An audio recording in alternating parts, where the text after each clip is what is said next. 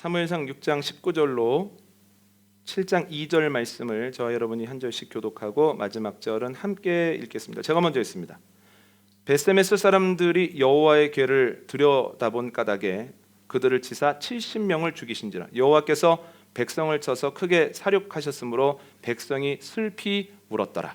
베세메스 사람들이 이르되 이 거룩하신 하나님 여호와 앞에 누가 능히 서리요? 그를 우리에게서 누구에게로 올라가시게 할까 하고 전령들을 기럇 여아림 주민에게 보내어 이르되 블레셋 사람들이 여호와의 궤를 도로 가져왔으니 너희는 내려와서 그것을 너희에게로 옮겨가라.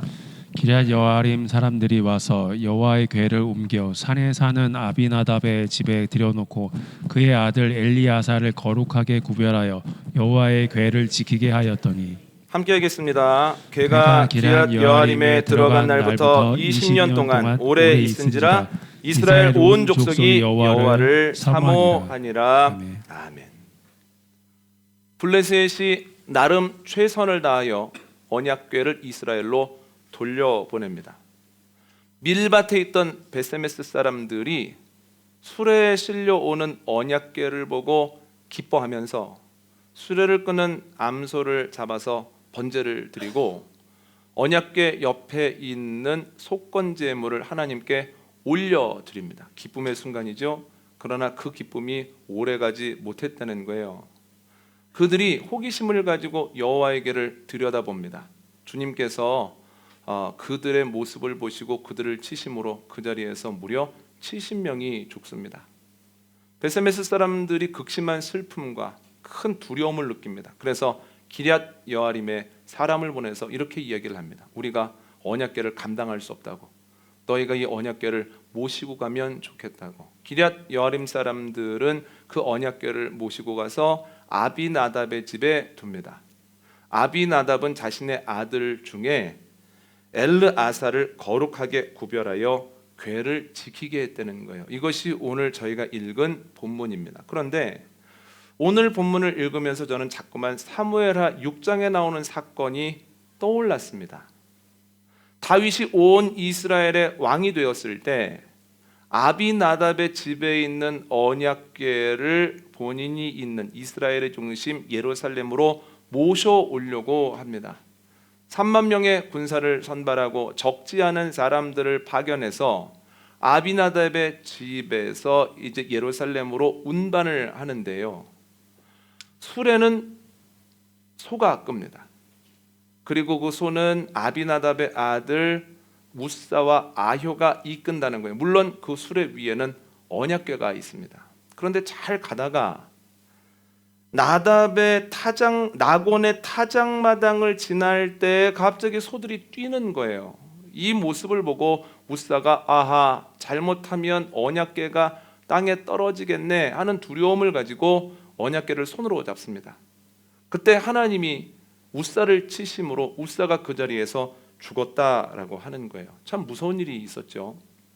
다윗은 시편 84편에서 이렇게 고백합니다. 주의 궁정에서의 한 날이 다른 곳에서의 첫날보다 낫습니다. 내가 악인의 장막에 머무는 것보다 내가 여호와의 성전에 문지기로 있는 것이 좋습니다. 이렇게 고백을 합니다. 다윗에게 있어서 하나님과 함께하는 것, 하나님 근처에 있는 것이 복입니까 화입니까? 복이라는 거예요. 시편 51편에서는 죄를 짓고 난 다음에 이렇게 회개합니다. 주의 성령을 내게서 거두지 마옵소서. 왜 이런 기도를 할까요? 주님의 성령이 본인에게 거두어지는 순간부터 자신은 아무것도 아니다라고 하는 거예요. 다윗은 여호와와 함께 있는 것이 복이고 여호와와 함께하는 것이 힘이라고 고백을 했는데 이상하게 오늘 본문과 사무엘하 6장을 보면 여호와의 궤 옆에 있는 사람들이 어려움을 당하더라는 거예요. 그런데 생각해 보면 이스라엘과의 전쟁에서 이기고 언약궤를 자신들의 사는 곳으로 가지고 갔던 블레셋 사람들도 굉장한 어려움을 겪었기 때문에 오죽하면 그 궤를 다시 이스라엘로 돌려보내려고 했다라고 하는 거예요. 그러면 이 모습을 보고 언약궤와 함께 한다고 하는 건 굉장히 어려운 일인가 봐. 언약궤와 함께 있으면 언약궤가 그 모습을 다 보고 있다가 조금이라도 잘못한 것이 있으면 그에 대한 책임을 묻나 봐라고 생각하기가 쉽지만 말씀을 읽어보면 그렇지 않다는 거예요. 오늘 본문을 보면 언약궤가 기럇 여아림 아비나답의 집에 20년이 있었음에도 불구하고, 오늘은 20년이라고 나오지만 다윗이 옮겨가기까지 70년 동안 그 집에 있었음에도 불구하고 그 집에 아무런 일도 일어나지 않았다는 거예요. 어려운 일이 없었습니다. 그리고 사무엘하 6장을 보면 여기서 조금 더 나아간다라고 하는 거예요. 우사가 언약궤에 손을 댔다가 죽었다는 이야기를 듣고 다윗이 당황하면서 두려움을 느낍니다. 그래서 언약궤를 옮겨오는 것을 잠시 중단하거든요. 그래서 사람들이 어쩔 수 없이 나곤의 타작마당에서 가까이에 있는 오베데돔이라고 하는 사람의 집에 언약궤를 옮깁니다. 그런데 그의 집에 언약궤가 들어가자마자 언약궤로 인하여서 오베데돔과 그의 온 집이 놀라운 축복을 받는 겁니다. 눈에 보이지 않는 것으로도 풍성하고 눈에 보이는 것으로도 너무 넉넉한 겁니다. 그냥 본인들이 여호와의 궤가 우리 집에 들어왔으니 복이죠 이렇게 이야기를 하는 것이 아니라 밖에 있는 사람들이 봐도 오베데돔의 집이 큰 복을 받았습니다. 그래서 그에 대한 소문이 퍼져나가기 시작하고 예루살렘에 있는 다윗의 귀까지 오베데돔의 집이 복을 받았노라고 소문이 들렸다라고 하는 거예요. 언약궤로 인하여 어려운 일만 있는 것이 아니라 언약궤가 있음에도 불구하고 일상이 유지가 되고 더 나아가 언약궤를 모신 사람들이 복을 받았다라고 성경이 이야기를 하고 있죠. 그러면 사무엘하 6장에 나오는 사건은 어떻게 이해를 해야 되겠습니까? 민수기 4장 15절 한번 읽어볼까요? 함께 읽겠습니다. 시작. 진영을 떠날 때 아론과 그의 아들들이 성소와 성소의 모든 기구 덮는 일을 마치거든 고아 자손들이 와서 맬 것이니라. 그러나 성물은 만지지 말라. 그들이 죽으리라. 회막 물건 중에서 이것들은 고아 자손이 맬 것이며. 아멘. 이스라엘 사람들이 출애굽한 지 3개월 되던 날에 시내산에 도착합니다. 시내산에서 하나님과 계약을 하고 하나님으로부터 율법을 받습니다. 그리고 성막의 설계도를 받아서 성막을 그대로 짓습니다. 그때부터는 가나안 땅에 들어가 정착하기까지 성막도 이스라엘 민족과 더불어서 이동을 해야 되는 거예요. 그런데 이동하는 방법을 하나님께서 알려주셨다는 거예요. 제사장들이 성소와 지성소에 들어가서 거기에 있는 기구들을 쌉니다. 그러면 레위 지파에 속해 있는 고핫 자손이 그 포장되어진 기물들을 어깨에 매는 거예요. 성막을 이루는 무거운 구조물들, 목재 구조물, 철제 구조물들은 수레에 싣습니다. 거기에 사용되는 휘장과 막도 수레에 싣습니다. 그래서 하나님께서 운반을 위해서 필요한 수레들을 그들에게 주시거든요. 그런데 기구들만은 어깨에 매야 된다는 거예요. 이게 하나님께서 알려주신 방법입니다. 그러므로 사무엘하 5장에서 언약궤를 매지 않고 언약궤를 수레 위에 올려서 운반한 것은 하나님이 가르쳐 주신 방법이 아니라는 거예요. 그래서 적지 않은 학자들이 나곤의 타작마당을 지날 때 소가 뛰게 된 것은 우연히 일어난 사건이 아니라 하나님께서 소의 뛰임을 통해서 너희가 잘못 운반하고 있어. 내가 가르쳐준 방법이 아니니까 다시 한번 점검해 봐야 돼. 좋은 일이라고 할지라도 그 방법도 옳아야 된다는 것 점검해야 돼 라고 주님이 말씀하셨다라고 해석을 하거든요. 여러분, 그렇다면 그들은 왜 하나님이 가르쳐주신 방법대로 하지 않았을까요? 몰랐기 때문입니다.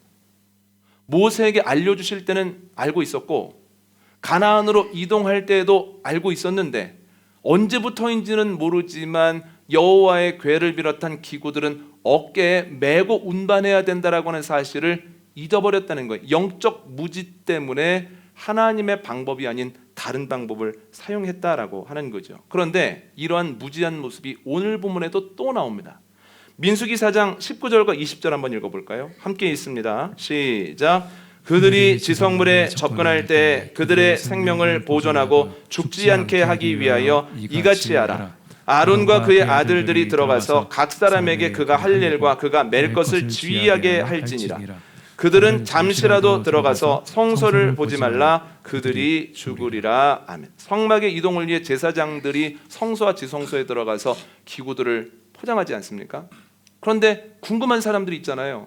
그러면 고핫 자손이라고 할지라도 어떻게 생겼나 하고 그것을 궁금히 여겨 들여다보면 그것으로 인하여 죽게 된다는 거예요. 여러분, 공동 번역은 뭐라고까지 번역을 해놨냐면 너희의 눈이 스치기만 해도 죽을 것이다, 이렇게 경고를 하셨거든요. 물론 베세메스 사람들이, 블레셋 사람들이 보낸 그 언약궤를 봤다고 해서 죽은 건 아닙니다. 하나님께서 분명히 그들의 상황을 알고 계셨기 때문에 그 언약궤가 올라오는 것을 봤다고 해서 그들이 죽은 게 아니고요. 오늘 보면 19절을 보면 언약궤를 들여다보다가 죽었다는 거예요. 들여다보다 죽었다라고 하는 것은 조금 넓은 의미에서는 그들이 다가와서 보다 자세하게 살폈다는 뜻을 가지고 있는 거고, 두 번째는 진짜 언약궤 안이 궁금해서 들여다본 겁니다. 언약궤가 있고 그 위를 덮고 있는 속죄소가 있지 않습니까? 그룹, 천사 모양이 이렇게 덮고 있는 그 속죄소에 손을 대서 연 이후에 뭐가 들었나 하고 봤다는 거예요. 하나님께서 그렇게 하면 안 된다고, 눈만 스쳐도 죽는다고 말씀하셨는데 왜 그렇게 했냐는 거예요. 여러분, 그 이유는 간단합니다. 몰라서 그랬습니다. 이걸 만지면 죽어, 그거를 손대면 안 되라고 하는 것을 알았다면 그렇게 했겠습니까? 영적으로 무지했기 때문에 하지 말아야 되는 행동을 하다가 안타까운 일을 경험했다는 거예요. 그런데 여러분, 무지하면 의도와는 상관없이 참 어려운 일을 겪게 되는 것이 하나님께서 만들어 놓으신 원리입니다. 성경에서만 그런 게 아니라 우리가 사는 세상에서도 똑같습니다. 미국과 소련이 한참 군비 경쟁을 할 때 미국이 핵폭탄을 만들어서 그것을 떨어뜨리는 실험을 계속해서 했는데, 주로 실험했던 장소가 남태평양의 군도들, 특별히 비키니 섬이나 비키니의 큰 산호초라고 불리는 곳에 폭탄을 떨어뜨리거나, 아니면 네바다 사막에 큰 구덩이를 만들어 놓고 비행기가 그 원자폭탄을 툭 하고 떨어뜨리는 겁니다. 그런데 1951년에서 1957년 사이에 핵실험을 할 때, 네바다주에서 실험을 할 때 사람들이 그 모습을 관람할 수 있도록 했습니다. 볼 수 있도록 16km에서 17km 떨어진 지점에 자리를 만들어 놓고 사람들이 티켓을 사서 오는 거예요. 그러면 사람들에게 고구를 줍니다. 그럼 사람들이 이 고구를 왜 줄까 하고 고구를 쓰고 기다리고 있거든요. 그럼 비행기에서 그 핵폭탄이 떨어진 이후에 붕 하는 소리와 함께 우리의 눈으로 감당할 수 없는 성광이 쫙 하고 퍼집니다. 그럼 사람들이 아, 이래서 고구를 줬구나 하는 사이에 엄청난 소리와 진동 이후에 핵폭발로 인한 바람이 싹 하고 부는 거예요. 그러면 사람들이 핵폭발로 인한 그 바람을 그렇게 좋아하고 자랑스러워했다는 거예요. 사람들이 그 바람을 뭐라고 불렀냐면 성공의 바람. 왜냐하면 거기 가는 티켓이 결코 만만한 가격이 아니었거든요. 그러니까 성공의 바람이라고도 부르고 과학의 바람이라고도 부르고, 그 바람을 맞고 왔다는 것 자체가 굉장한 자랑거리였다는 거예요. 처음에는 핵폭탄 떨어지는 걸 관람할 수 있습니다, TV에서 광고를 해서 사람들이 가기 시작했는데, 거기에 갔다 와야만 사람들에게 뭔가 이야기할 수 있는 일들이 반복되면서 나중에는 광고와 상관없이 한 달에 한 번꼴로 핵폭탄 실험을 했는데 그때마다 사람들이 관람을 했다는 거예요. 심지어 힘이 있거나 돈이 있는 사람들은 조금 좋은 자리에서 앞자리에서 보려고 여러 가지 방법으로 더 가까운 곳을 마련했다는 거예요. 여러분, 어떻게 됐을까요? 피폭이 되어서 굉장히 어려운 일들을 많이 겪었습니다. 그럴 수밖에 없는 것이 그 네바다 사막에서 한 135km 정도 떨어진 곳에서 영화 촬영을 하고 있었습니다. 저희가 이름은 한번 들어봤을 존 웨인이라고 하는 남자 배우와 헤이워드라고 하는 여자 배우가 주인공으로 나오는 그 정복자라고 하는 영화를 찍는 기간 동안에도 계속 실험을 했는데 220명의 스텝 중에서, 그리고 영화 배우 중에서 무려 90명이 피폭에 관한 피해로 고생을 하다가 죽었습니다. 여러분, 왜 그랬을까요? 이유는 간단합니다. 무지했기 때문에 그렇습니다. 방사능에 대해서 무지했기 때문에 그렇게 하면 안 되는데, 피해야 되는데 굳이 거기를 가서 앞자리에 앉으려고 노력을 했다는 거예요. X선이 발견되고 그것이 의료에 사용되어진 지 꽤 오랜 시간이 흐른 뒤에도 X선에 대해서, 방사능에 대해서 다 알지 못했습니다. 그래서 좋은 의도를 가지고 환자들을 도왔던 의사들이 그로 인해 적지 않은 대가를 치를 수밖에 없었던 시기가 있다는 거예요. 좋은 의도를 가지고 있었는데 왜 이런 어려움을 겪었을까요? 방사능에 대해서 알지 못했기 때문입니다. 무엇인가에 대해서 무지하면 나쁜 의도가 없었을지라도, 더 나아가서 좋은 의도를 가지고 행했을지라도 그것 때문에 톡톡히 어려움을 경험할 수밖에는 없다라고 하는 거죠. 신앙생활에도 동일하게 이 원리는 적용이 됩니다. 영적으로 무지하면 나쁜 의도가 없었음에도 혹은 의도가 순수했음에도 안타까운 일을 경험하죠. 몇 년 전에 넷플릭스에서 한국을 떠들썩하게 만들었던 이단들에 대한 다큐멘터리를 올린 적이 있습니다. 그런데 그 다큐멘터리를 보면서 어떻게 한국에서 이런 일들이 일어났을까, 이렇게 무지한 일들에 사람들이 모였을까 하는 생각을 했거든요. 그런데 그 뒤로 얼마 지나지 않아서 또 TV 프로그램에서 사이비 종교에 대한 이야기가 나오는데 그걸 보면서는 야, 요즘에도 이런 일이 있어. 7, 80년대는 그렇다 쳐도 요즘에도 이렇게 엉뚱한 일이 일어나고 있어? 라는 생각을 했습니다. 그런데 얼마나 그 프로그램을 보면서 마음이 안타까운지, 거기에 있는 신도들이 무슨 잘못이 있겠습니까? 그들의 잘못은 알아야 하는 것들을 알지 못하고 영적으로 무지했다는 거예요. 영적으로 무지했을 때 열심히 하고 순수하게 하고 모든 것을 다 바친다고 노력을 했음에도 불구하고 그것에 선한 열매가 열리지 않았을 뿐만 아니라 오히려 그것 때문에 신앙생활하지 않는 사람들로 경험하지 않을 만한 안타까운 일들을 경험하게 됐다라고 하는 거죠. 아, 영적 무지라고 하는 것이 이렇게 무섭구나, 대가를 치러야 되는구나 라는 생각을 했습니다. 영적 무지는 기존 교회에 있는 이들에게도 안 좋은 영향을 미칩니다. 영적으로 무지하면 아무리 열심히 해도 하나님이 기뻐하시는 열매를 맺을 수 없습니다. 저는 교회에서 하란 대로 했어요.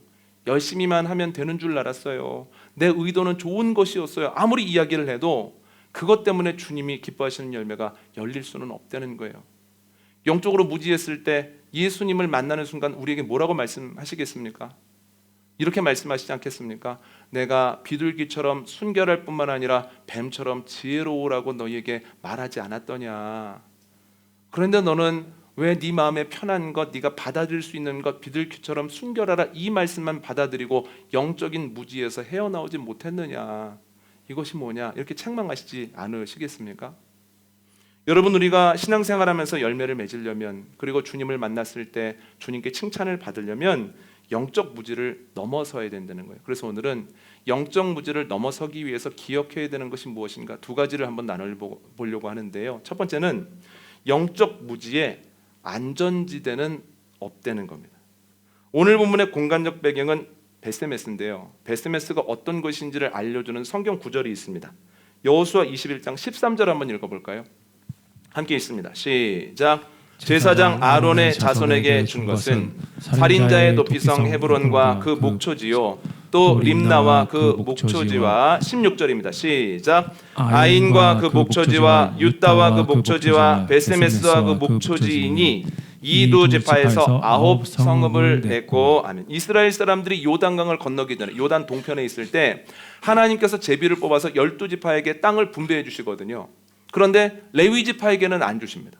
레위 지파에게는 땅이 아니라 내가 너의 분깃이다, 이렇게 말씀하시거든요. 그래서 레위 지파와 제사장들은 예배와 관련된 일들을 하고 거기에서 주어지는 것들로 그와 그의 가족들이 먹고 마시는 겁니다.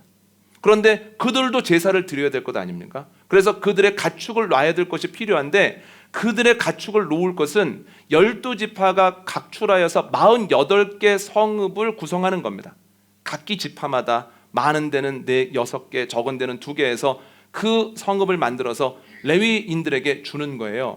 그러면 레위인들은 그 성읍에 살면서 그 성읍에 딸린 일정 크기의 목초지에서 본인들의 가축을 키우는 겁니다. 농사는 지을 수 없다라고 하는 거예요.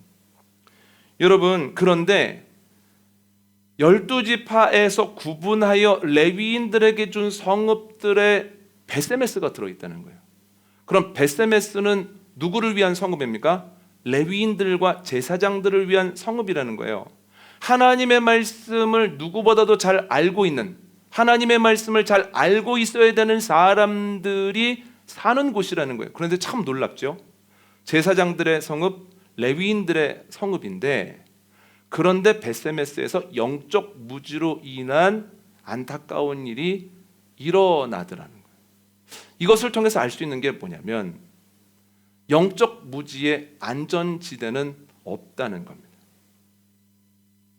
훈련이 잘 돼 있는 교회를 다니니, 이름이 나 있는 교회를 다니니, 여러 가지 유명한 프로그램이 있는 교회를 다니니 나는 영적으로 무지하지 않겠지? 아니요, 그렇지 않습니다.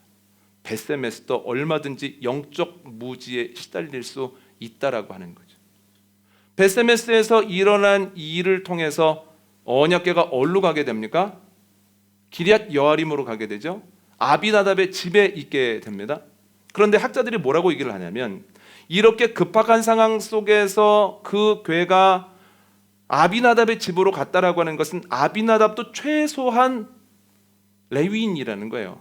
그런데 그 아비나답이 구별해서 언약궤를 맡겼던 엘리아살이라고 하는 이름이 아론 대제사장의 셋째 아들하고 이름이 똑같습니다. 그래서 학자들은 아마 그 아비나답과 엘리아살 그리고 우사와 아효도 최소한 레위인이고 더 나아가서 제사장일 거다, 이렇게 이야기를 하거든요. 그럼 여러분, 제사장이었던 우사는 혹은 레위인이었던 우사는 누구보다도 이런 방식이 아니라 어깨에 매야 된다라고 이야기를 해야 될 것 아닙니까? 그런데도 우사도 몰랐다는 거예요. 그래서 블레셋 사람들이 보냈던 방식으로 수레를 통해서 옮기려고 하고, 그것이 흔들릴 때 감히 여호와의 언약궤에 손을 대다가 죽음을 경험하게 되었다라고 하는 거죠. 이 사건을 통해서 알 수 있는 게 뭐냐면, 어떤 것도 영적 무지에서 안전지대가 아닐 뿐만 아니라 그 누구도 영적 무지에서 자유로울 수는 없다는 겁니다. 오늘 말씀과 사무엘하 6장 말씀을 묵상하다가 이런 생각을 했습니다. 벳세메스 사람들, 그리고 아비나답, 그리고 우사와 내가 무관하지 않구나. 저는 모태신앙입니다. 어렸을 때부터 교회에 다녔습니다. 신학대학에서 공부를 했습니다. 대학원까지 했으니 최소 6년은 공부를 했습니다. 입학하면서부터 지금까지 여러 모양으로 사역을 하고 있습니다. 그러면 많은 분들이 목사님은 다 알 거야. 목사님은 하나님에 대해서, 하나님이 하시는 일에 대해서, 일하시는 방법에 대해서, 또한 일하시는 시기에 대해서 모르는 게 없을 거야 생각하실 수 있지만, 제가 솔직하게 설교를 준비하면서 돌아보니 아는 것보다는 모르는 것이 너무너무 많고, 더 자세하게 말씀드리면 아는 것이 거의 없습니다.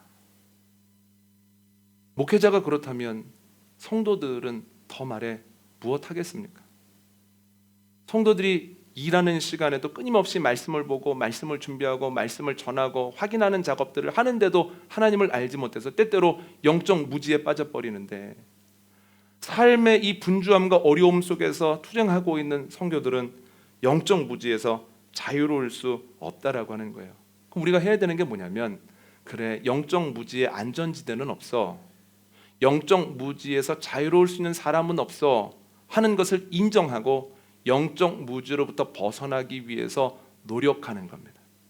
여러분, 나도 자유롭지 않음을 기억하고 영적 무지에서 벗어날 것을 결단하는 예배 시간이 되어지기를 원합니다. 두 번째로 기억해야 될 것은, 영적 무지의 극복은 평생의 과제라는 거예요. 제가 2주 전에도 말씀드렸지만, A.W. 토저가 나는 진짜인가 가짜인가 라고 하는 책에서 시간과 장소에는 사람을 바꾸는 힘이 없다라고 얘기를 합니다. 이 얘기를 왜 하냐면, 사단이 주로 사용하는 방법이 시간 지나면 바뀔 거야, 장소가 바뀌면 뭔가 새로운 일이 일어날 거야 라고 계속해서 거짓말을 한다는 거예요. 그러나 A.W. 토저가 뭐라고 얘기를 하냐면, 아무것도 하지 않고 있으면 시간이 흘러도 그 자리에 있을 것이고 장소가 바뀌어도 그 사람은 그 사람이다 라는 이야기를 하거든요. 우리가 영적 무지에서 벗어나기 위해서 교회 안에 머물러 있고 교회 안에 멤버로서 여러 가지 일을 한다고 해서 영적 무지에서 벗어나지지 않는다는 거예요. 영적 무지에서 벗어나기 위해서 끊임없이 몸부림을 쳐야 되는데 여러 가지 방법이 있습니다. 그 중에 3가지만 꼽자면, 첫 번째는 연구해야 된다는 거예요. 말씀을. 개척을 하고 나서 교인들과 첫 번째로 나누었던 말씀이 창세기 1장부터 11장까지입니다. 1년 정도 나눴었는데요. 찬찬히 읽어가고 또 설교를 나누는 가운데에서 자료들이 필요할 거 아닙니까? 그래서 적지 않은 참고도서들, 주석들, 그리고 이전에 했던 신앙 선배들의 설교집을 샀습니다. 그런데 훌륭한 설교집 중에서도 가장 인상에 남는 것이 누구 설교집이냐면 찰스 스펄전 목사님의 설교집입니다. 왜 기억에 남냐면 너무너무 집요합니다. 한 문장 한 단어도 그냥 안 지나갑니다. 이게 무슨 뜻일까? 계속해서 고민하고 연구하다가 그 말씀을 풀어내거든요. 그래서 그의 집요함이 아직도 이 마음속에 있습니다. 그런데 그분이 이런 말을 했더라고요. 한번 화면을 보시고 들어보십시오. 당신의 믿음이 인간의 지혜가 아니라 하나님의 능력에 설 수 있도록 말씀을 연구하라. 이게 무슨 뜻을 가지고 있냐면 우리가 하나님의 말씀을 연구하지 않는 상태에서 계속 신앙의 공동체에만 머물러 있으면 믿음이 자라나는 것 같지만 그 믿음의 뿌리가 그 사람의 지혜라는 거예요. 그 사람의 지혜 이상으로는 안 자라난다는 거예요. 그 사람의 지혜를 기반으로 둔 믿음은 믿음 같지만 결국 어려운 일을 만났을 때 너무나 무기력하게 꺾여버린다는 거예요. 그러나 말씀을 연구하면, 말씀을 양식 삼으면, 말씀을 붙들고 씨름하면, 그러면 그 믿음이 자기의 지혜에 기반한 믿음이 아니라 하나님의 능력에 기반한 믿음이 된다는 거예요. 나를 넘어서서 그 믿음이 성장하고 그 믿음이 결정적인 순간에 나를 붙잡고 나를 보호하고 나를 인도하는 경험을 하게 된다라고 하는 거죠. 여러분, 말씀을 연구할 때 하나님의 능력에 기반한 믿음의 소유자가 되는 저와 여러분 되어주시기를 원합니다. 내 생각, 내 상식, 내 지식 정도가 아니라 하나님께서 성령님을 통해서 계속해서 우리에게 말씀을 조망하여 주심으로 성령의 이해에 대한, 말씀의 이해에 대한 깊이가 늘어나고 넓이가 넓어지고 혹은 폭이 늘어나서 점점 주님이 우리에게 주기를 원하시는 그 지혜와 능력이 저와 여러분에게 넘치게 되어지기를 원합니다. 그런데 연구라고 하는 것 그리 어렵지 않습니다. 기본적으로는 이겁니다. 말씀을 읽으면 이게 무슨 뜻이지? 이 말씀이 무슨 뜻이야? 조금 더 깊이 말씀을 드리면 이 말씀은 어떤 특정한 상황 속에서 주어진 말씀인데 그러면 이 말씀은 지금 나의 상황 속에서는 어떻게 적용이 돼야 되는 거야? 어떻게 적용하라고 이 말씀을 나에게 오늘 주신 거야? 왜 듣게 하신 거야? 그것을 궁금하게 생각하는 가운데에서 계속해서 고민하면 주님께서 알려주시고 인도하신다는 거예요. 여러분, 말씀을 연구하는 가운데 영적 무지를 넘어서는 은혜가 저와 여러분에게 있기를 원합니다. 두 번째는 배워야 된다는 거예요. 사도행전 18장 24절로 26절 함께 읽습니다. 시작. 알렉산드리아에서 난 아볼로라 하는 유대인이 에베소에 이르니 이 사람은 언변이 좋고 성경에 능통한 자라. 그가 일찍이 주의 도를 배워 열심으로 예수에 관한 것을 자세히 말하며 가르치나 요한의 세례만 알 따름이라. 그가 회당에서 담대히 말하기 시작하거늘 브리스길라 아굴라가 듣고 데려다가 하나님의 도를 더 정확하게 풀어 이르더라. 아멘. 아볼로는 언변이 좋고 성경에 능통한 사역자였습니다. 사역도 참 잘합니다. 오죽하면 사도 바울이 고린도 교회에 편지를 쓸 때 나는 심었고 아볼로는 물을 주었으나 자라게 하시는 분은 하나님이다 라고까지 얘기를 했겠습니까? 왜 이런 글을 썼겠습니까? 많은 사람들이 아볼로 때문에 고린도 교회가 탄탄해졌어, 아볼로 때문에 성장했어 라고 오해를 하기 때문에 바울이 이런 얘기까지 한 것 아닙니까? 성경에 능통한 자고 성품도 좋은 자고 능력도 있는 사람입니다. 그런데 바울과 함께 사역했던 브리스길라와 아굴라 부부를 만나고 보니 이 아볼로가 아는 것은 예수 그리스도까지만이라는 거예요. 세례 요한에 대한 지식까지만이라는 거예요. 죄를 지었으면 회개함으로 용서함을 받아야 된다까지라는 거예요. 그래서 브리스길라 아굴라가 거기에 머물면 안 된다고 성령님의 존재와 성령님의 능력을 아볼로에게 가르치더라는 거예요. 그러면 아볼로가 아니 당신들이 뭔데 나를 가르치냐고, 내가 얼마나 오랫동안 말씀을 알았던 사람이고 얼마나 많은 일들을 했던 사람이고 내가 얼마나 능력자인데 어떻게 감히 나한테 이걸 가르치려고 하냐고 할 수도 있겠으나 아볼로는 본인이 모르는 것에 대해서는 겸손한 마음을 가지고 배웠다는 거예요. 그랬을 때 아볼로가 더 정확한 복음의 도를 알게 되고 그를 통해서 하나님의 나라가 더욱 건강하게 확장되더라는 거예요. 여러분, 누구라고 할지라도 또 어디에 있더라도 신앙생활한 지 몇 년이 됐더라도 하나님 나라 가기까지 끝까지 배움의 시간을 갖는 저와 여러분 되시기를 원합니다. 배워서 더 정확해지고 더 깊어지고 더 넓어져야만 영적 무지를 극복한다는 거예요. 세 번째는 이것입니다. 체득해야 됩니다. 사도행전 17장 11절 말씀 함께 읽습니다. 시작.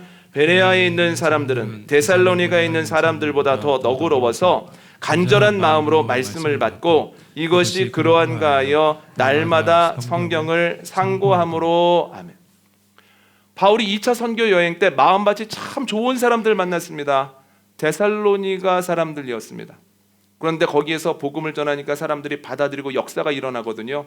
유대인들이 막 방해합니다. 그래서 어쩔 수 없이 옮기는데 멀지 않은 곳 베레아로 갑니다. 그런데 베레아 사람들의 마음밭이 얼마나 좋은지 이런 표현이 참 드문데요. 데살로니가 사람들의 마음밭도 좋았지만 베레아 사람들은 데살로니가 사람들보다 마음밭이 더 좋았다, 더 너그러웠다 이렇게 표현을 합니다.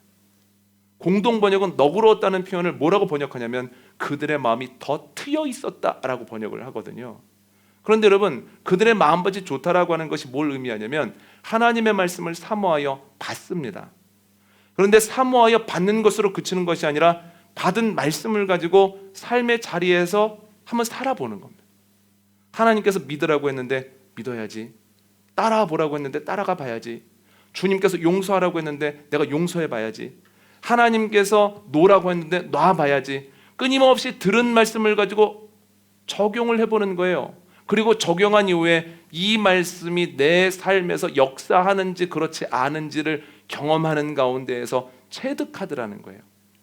연구하는 것도 배우는 것도 중요하지만 그 이후에 일어나야 되는 열심은 체득하는 겁니다. 말씀을 들었으면 이 말씀을 가지고 삶의 자리에서 살고, 삶의 자리에서 일어나는 일들을 잘 정리할 때 아하, 말씀이 삶의 자리에서 이렇게 역사하는구나, 삶의 자리에서도 역시 능력이 있구나, 하나님의 말씀은 이렇게 적용하는구나 깨닫는 가운데에서 영적인 무지를 벗어날 수 있다라고 하는 거죠.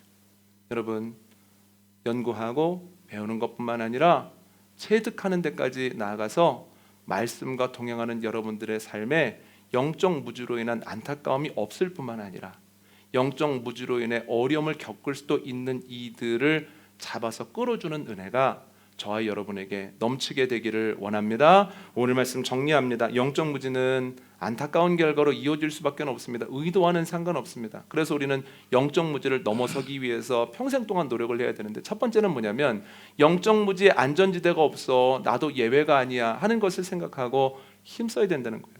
두 번째는 힘쓸 때는 세 가지가 기본적으로 필요합니다. 첫 번째는 연구하는 게 필요합니다. 말씀을 계속해서 연구할 때 나의 믿음이 내 지식이나 경험이 아니라 하나님의 능력에 기반을 둔다는 거예요. 두 번째는 배워야 합니다.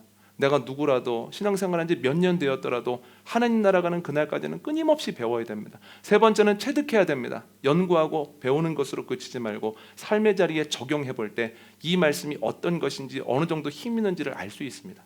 영적 무지를 극복하는 은혜가 몸부림치는 저와 여러분에게 넘치게 되기를 원합니다.